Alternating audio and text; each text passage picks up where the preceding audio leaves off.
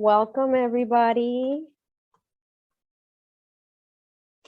Welcome back to those that have taken one of the two workshops that we previously had in the morning.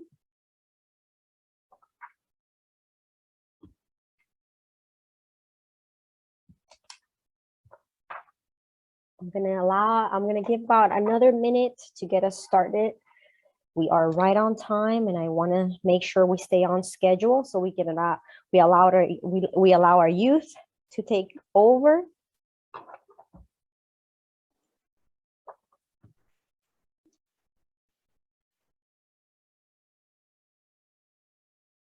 Hello, everybody. Welcome in to the third workshop of the day.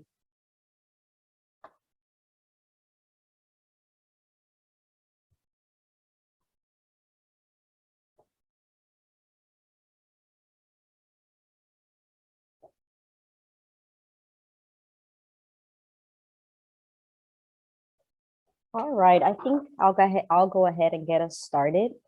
Again, welcome, and I hope that you've enjoyed our summit so far. A lot of great information, and we're coming to the end of the day with a great group right now of you, and I'll get us started. So today we're going to learn from Rowlett and Garland youth and how they view neighborhood livability.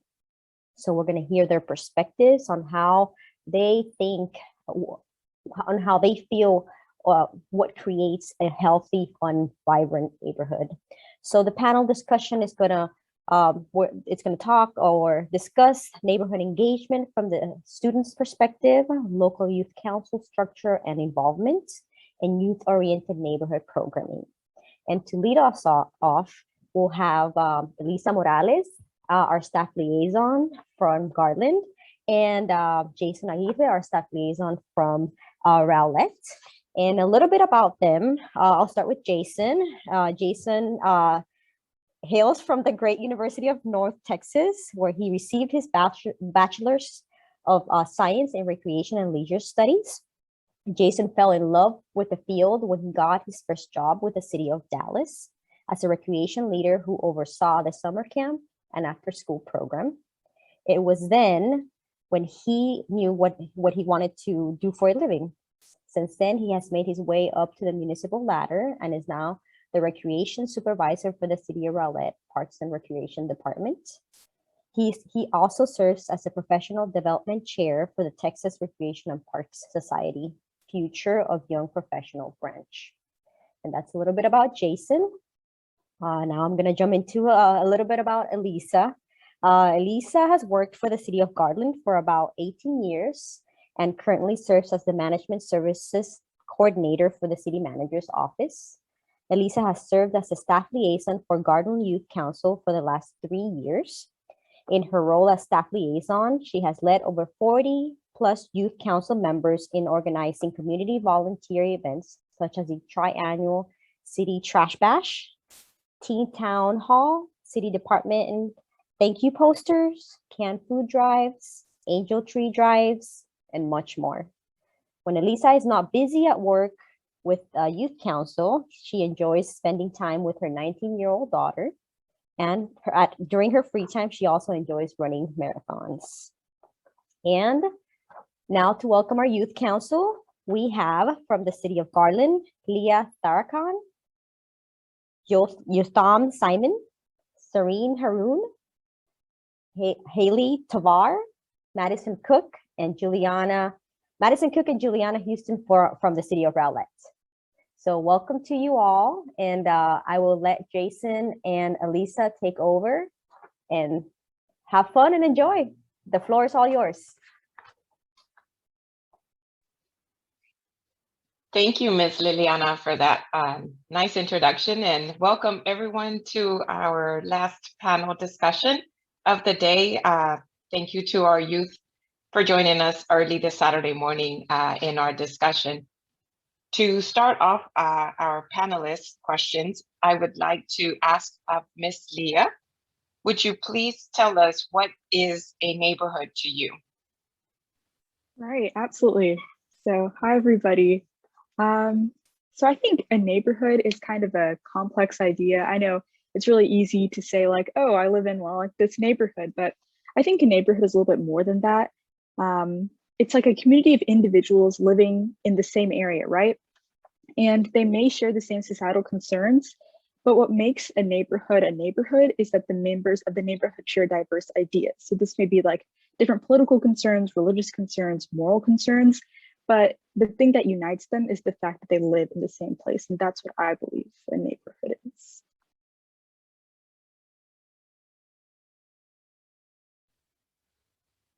Thank you for that answer, Ms. Leah. Would any one of our other youth members like to chime in and give their response as to what they feel a neighborhood is to them? To add on to what Leah was saying, I definitely agree with all of her ideas. And to me, neighborhood is a lot more than what we view a neighborhood, right? It's much more than a cluster of houses that are side by side each other. I think a neighborhood is a cluster of houses side by side transforms into a neighborhood when people are proud to call it their home. It's a place where people can step out for fresh air and a place where they know who's living side by side them and that they can be happy and comfortable living there.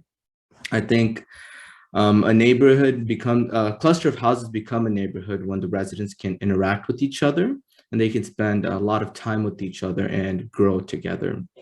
I think some of the ways that we can do this is by improving our interpersonal relationship and activities with each other by conducting local sporting events, participating in HOA meetings, and getting the youth involved in all of these things as well. And in our modern society, it sometimes becomes easy for us to simply view houses as a place to go home and enjoy by ourselves, right? Go in, we'll watch a movie, cuddle up in our blankets when it's a cold evening and watch a movie or spend time inside of our homes. And although that's not a bad thing, if we don't know our neighbors and we as individuals we are in a state of loss, right? Neighborhoods allow us to grow as people. I'm pretty sure many of you have heard an old African proverb that says it takes a village to raise a child, right?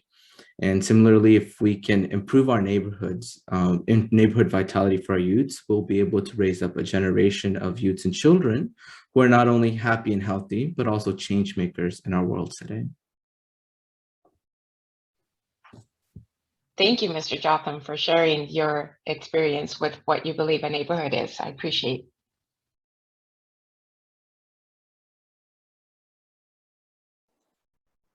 If I may add on to what Leah and Jotham have already said, I believe that a neighborhood is like a community. And as Jotham already said, it's more than a cluster of houses. And when you really get to know the people who live near you, it can become like an extension of your family, people that you go to have fun with, to learn from, to get advice from, and for companionship. And when a neighborhood grows their sociability, it becomes an environment that is healthy for both the children and the adults. And it's really important to know the people who live near you, because you never really know who could be behind one of those closed doors. And, maybe it's your best friend or, someone who will help you grow as a person. One of the textbooks that I've read in school, Introduction to Sociology, stated that a neighborhood are often social communities which consider face-to-face social interaction among members. And I believe that without the essential social interaction between neighbors, a neighborhood cannot really be called a neighborhood. A neighborhood is more than what you call home and what many others call home. It's a place that people can really learn and talk and interact with one another. Thank you. Thank you, Ms. Serene. Appreciate your input. And I just wanted to follow up on what all of the other panelists have said so far. I feel like a neighborhood is what really transforms a house into a home.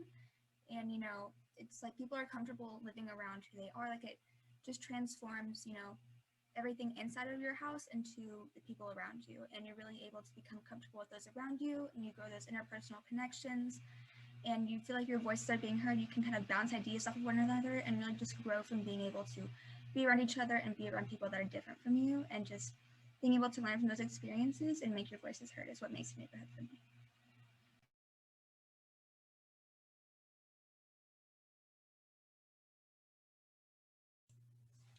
Thank you, Madison. There, panel. What would you say the importance of a neighborhood is to you?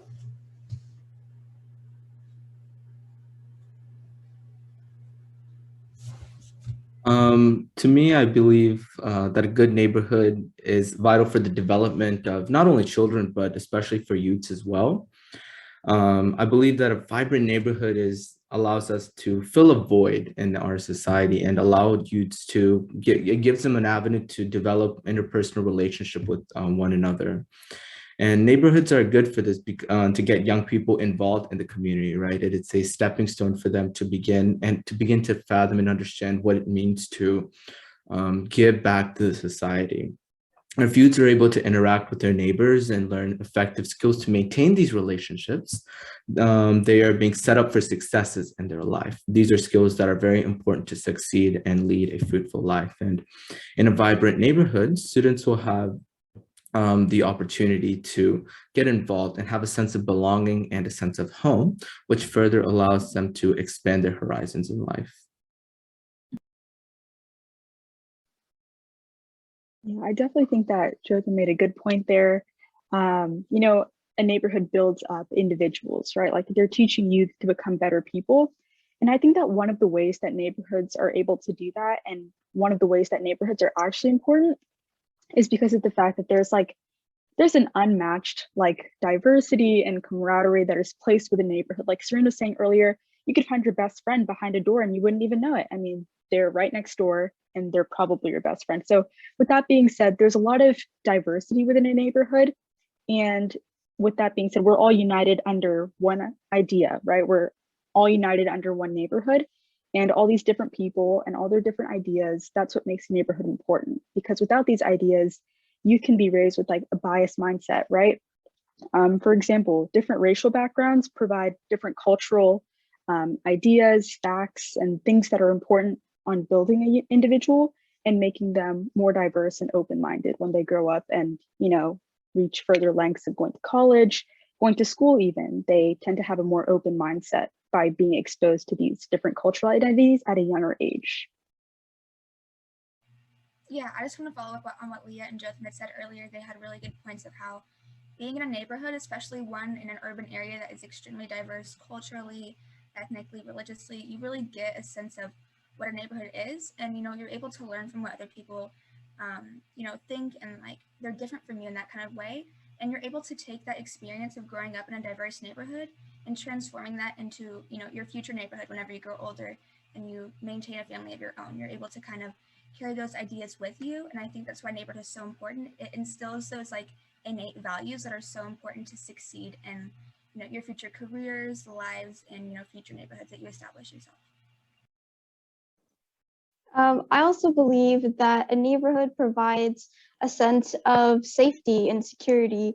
Being in a neighborhood, being with people around you who you feel safe, and you can really let go of that person, that facade that you can carry forth in other places of your life.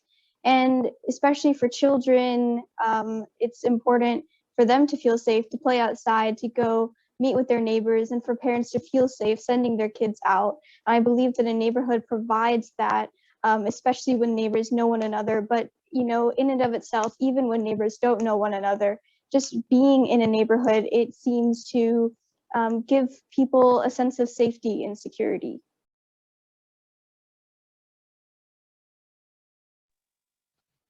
Yes, very good points that y'all are making too, the importance of neighborhoods and what they mean to you. So my next question is, have you done any neighborhood projects? And if so, please give an overview about it and share what its impact was to you. I can start this question.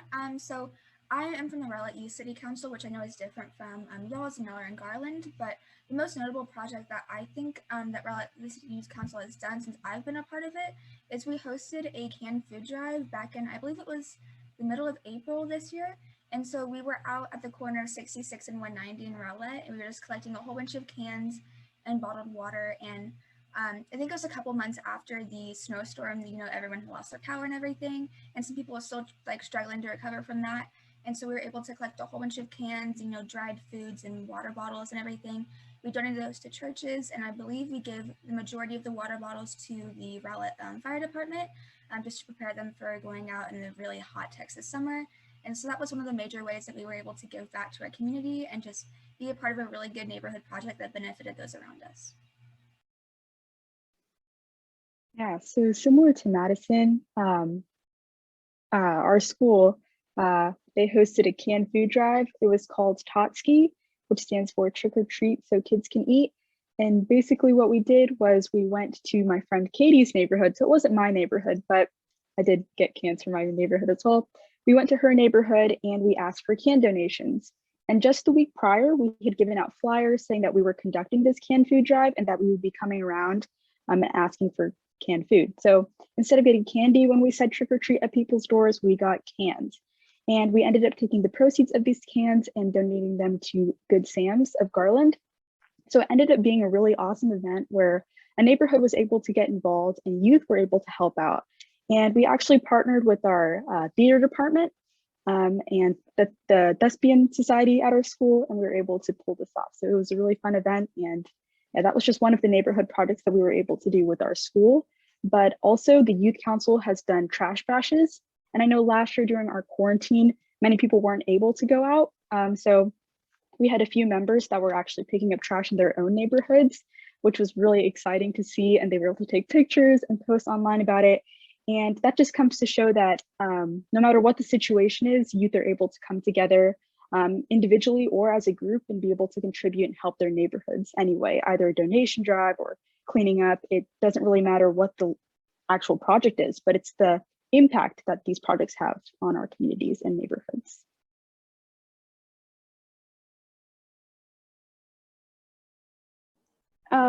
Both Leah and Madison have talked about projects that they did in partnering with the youth and with communities larger than their neighborhood. I wanted to discuss a social party that we have in our neighborhood every year on National Night Out. And so basically around 5 or 6 p.m., all of our neighbors, they come out with their kids, and they bring some food, and we all just eat and we talk, we play games, we usually host a raffle, stuff like that. And it's a really great opportunity for all the neighbors to just come out and talk with one another and just meet each other, especially the new neighbors, because my neighborhood is a little bit on the newer side. And so there's always someone new, there's always people that you can meet. And I think it's really great that we host this party every year. And I think that it really helps the neighbors in my neighborhood get to know one another and feel comfortable with one another and just form new relationships with one another.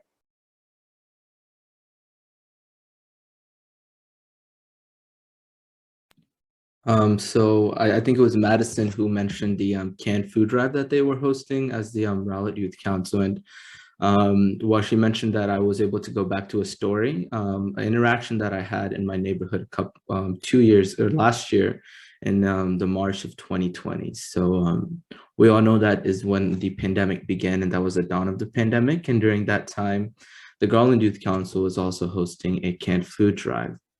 We had planned, I'm pretty sure many of you all remember that we weren't able to reach our goal. However, despite the circumstances, we were able to collect an immense amount of cans for those in need at the time. And during March 13th, during that week, I was able to talk to one of our HOA directors, and we were planning to have a collection day on the weekend so that all of the people in our neighborhood could come and drop off cans at the entrance of our neighborhood.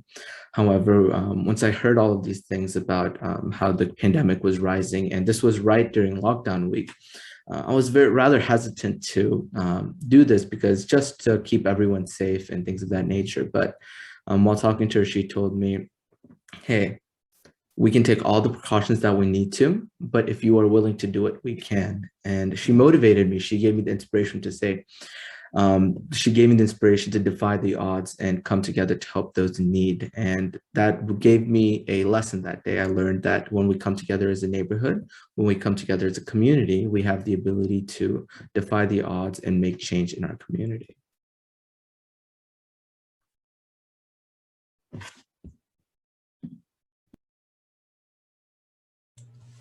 Good stuff, y'all. How has your role on the youth council impacted your connection to your neighborhoods? And kind of explain how it has. I believe that the number one thing that my youth council liaison, Ms. Elisa Morales, always tries to tell us, especially when we are going out to meet new people, is that making connections and networking is really, really important. And so I believe that this applies to people in your neighborhood as well. I believe that knowing your neighbors, knowing what they can do for you and what you can do for them is really important. And I believe that networking does not only apply to the places that we visit in the youth council or places that we visit where we can meet higher level officials or adults that are that can help us along our journey, but also applies to our neighbors and the people who live near us. And we never really know when those connections are going to come in handy, when we can help someone out. And you know, making connections is really, really important.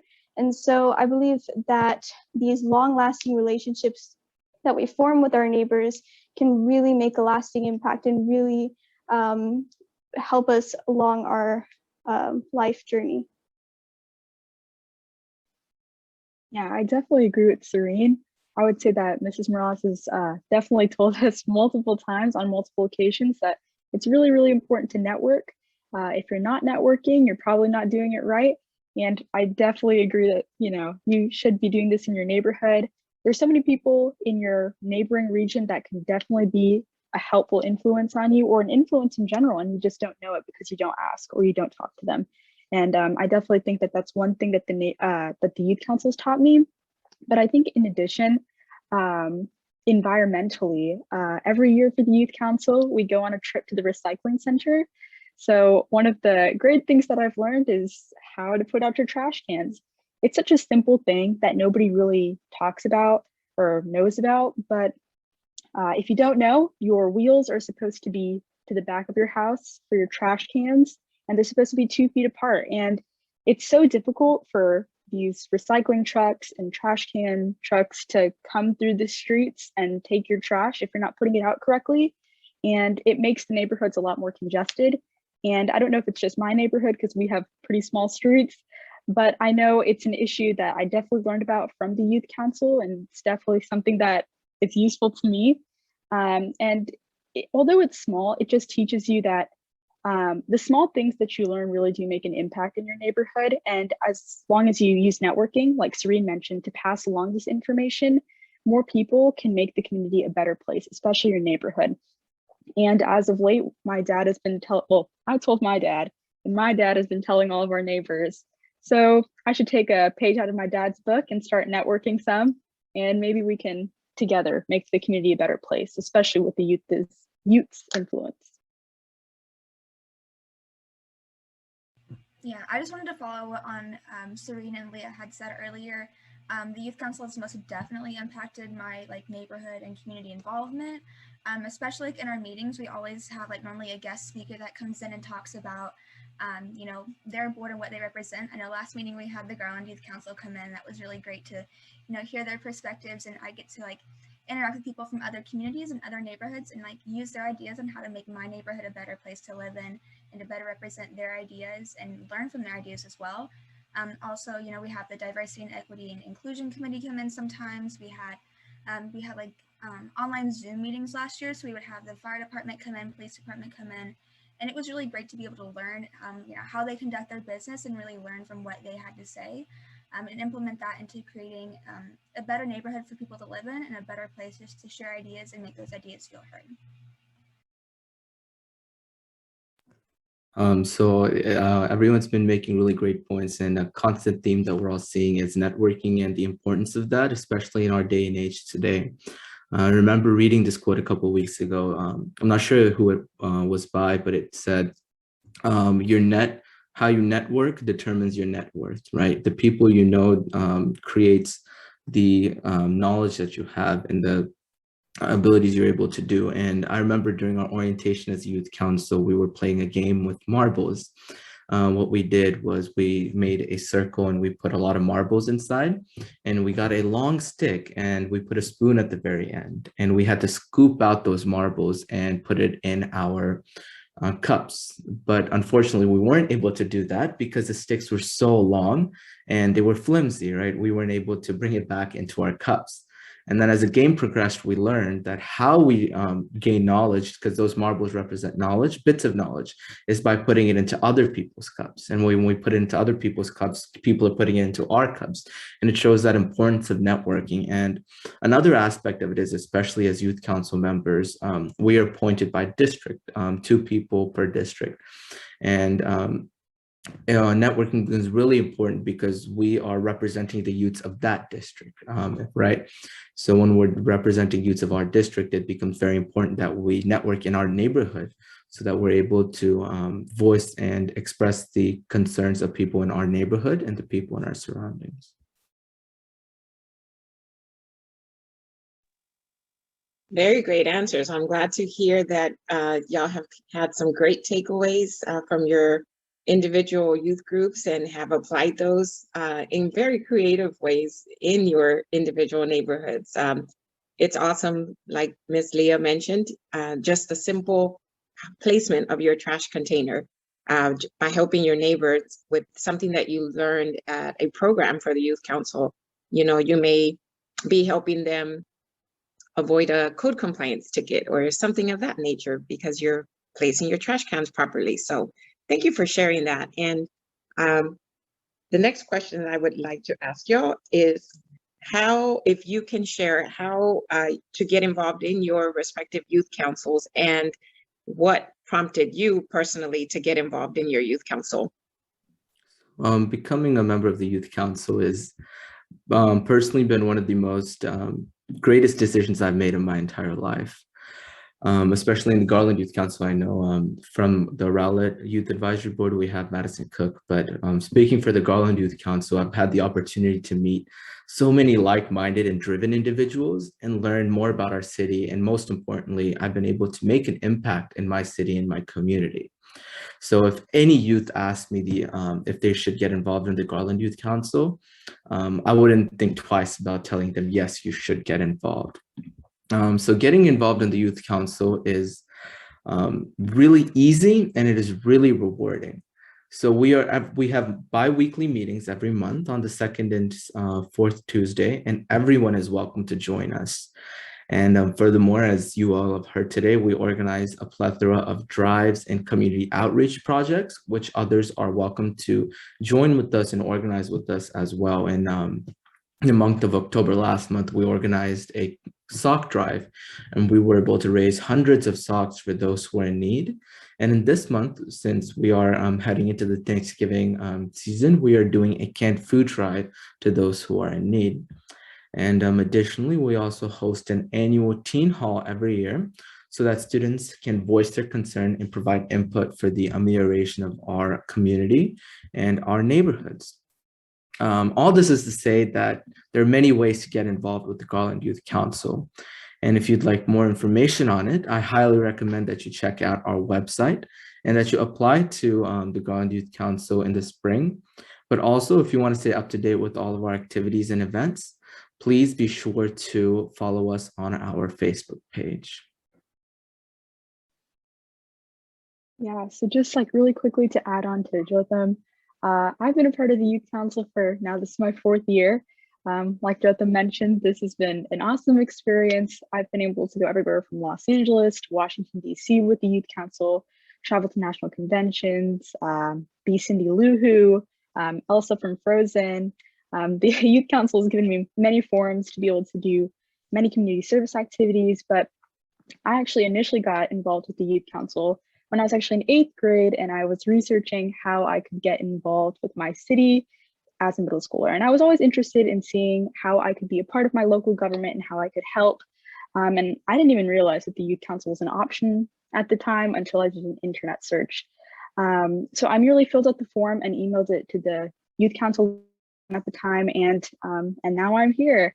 And it's crazy to think that just filling out a form can change your life this much. Every year I renew my application because I love being in the youth council so much. So with that being said, it's really, really easy to be a part of the youth council, just like Jyotha mentioned. If you visit our website, our youth council website, all you have to do is just fill out the form, and this form is typically released in the spring around mid to early April, or like early March sometimes. You just got to keep an eye out for it. I think they release information on our Facebook page, but also a lot of youth council members talk about it. I remember last year it was like, hey guys, join the youth council, like stuff like that. So we're always talking about it in the spring. So it's definitely something that, you know, people should get involved with, because it really is life-changing, like Jyotha mentioned. You don't really realize the gravity of what you can do as a youth council member until you're actually part of the organization. But even still, we have honorary members that still show up to our meetings. That's still an awesome option to get in contact with and learn about the youth council. So yeah, it's just a really easy form. You get your teacher recommendations, you submit it to our youth council liaison, and you're all done. Yeah. I wanted to talk about the Rowlett City Council. I use City Council, which is a little bit different from Garland, but my ideas for joining were still pretty much the same as Jyotha and Leah said. I really wanted to find a way to be involved in my community.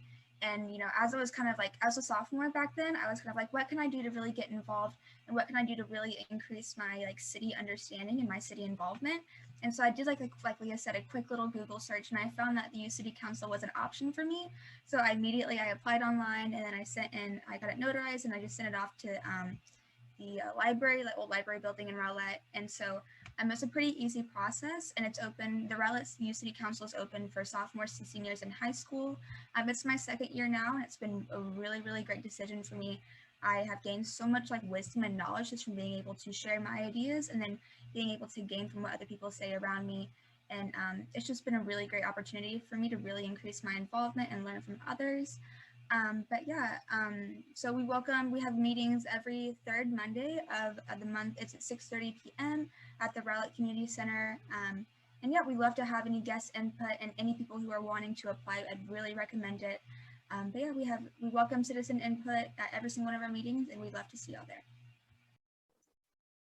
I would just like to add on to what Jotham and Leah said. So I joined the youth council only because I wanted, I'm not gonna lie, I wanted my resume to look a little better. And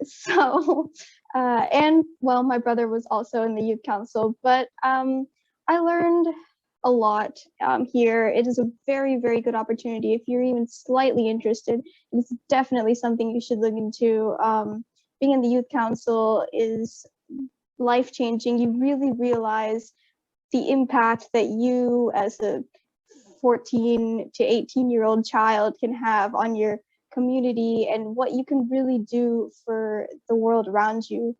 Like, you don't realize it, especially as a teenager. You see all these problems in your community and you're just like, you just kind of shove them aside because there's really nothing you can do about it. But as a youth council member, you really realize that yes, you can do something about it, and it's not something that you should shove aside. It's something that you should bring forth to people who can make differences and really work with them and to make those changes you want to see happen.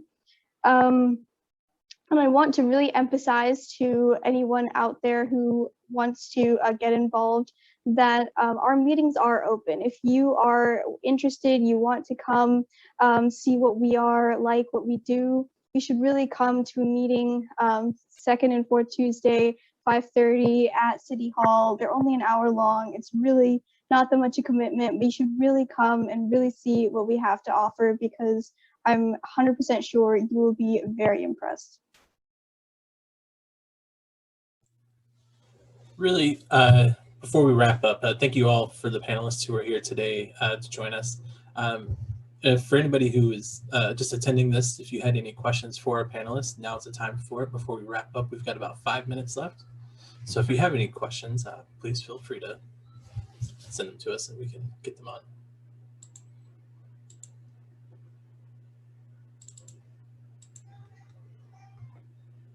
Questions? No questions, anybody?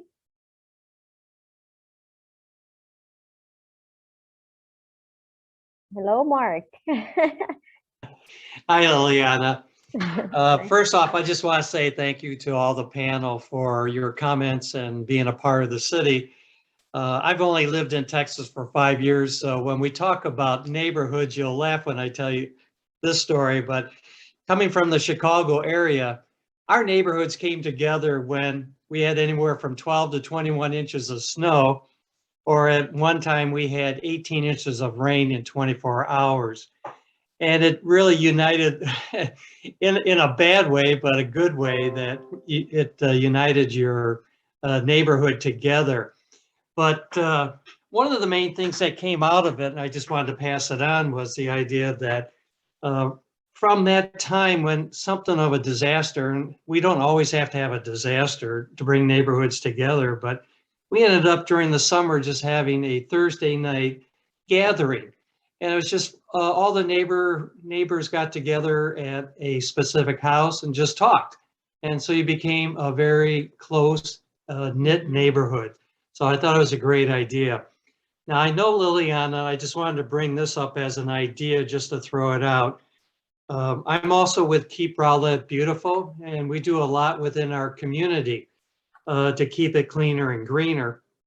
But if there's anything in your neighborhood that you would like to do to clean up trash, I mean, we got grabbers and bags, or looking for some sort of activity, or if you see something that needs to be cleaned up in your area, you know, get in contact with us and we can get you some supplies and help you out. But it's one way of reaching out within your neighborhood.